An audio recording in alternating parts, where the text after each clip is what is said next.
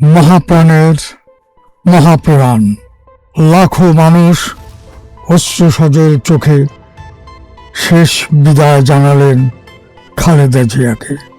বিশ্বের সর্ববৃহৎ জানাজা অনুষ্ঠিত হলো গতকাল সংসদ ভবনের দক্ষিণ প্লাজায়। পরে শহীদ জিয়াউর রহমানের সমাধিস্থলে সমাহিত করা হলো খালেদা জিয়াকে। সাবেক প্রধানমন্ত্রী শেখ হাসিনা সহ বিশ্বের নেতৃবৃন্দের শোক।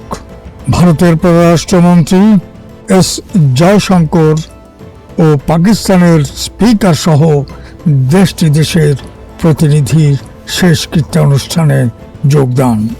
রাষ্ট্রীয় মর্যাদায় সামরিক বাহিনীর করুণ বিয়োগলের সুরে চিরবিদায় নিলেন খালেদা জিয়া।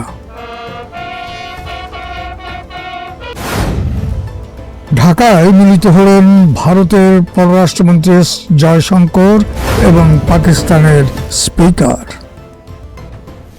বছরের শেষ দিনে জাপানে ভয়াবহ ভূমিকম্প,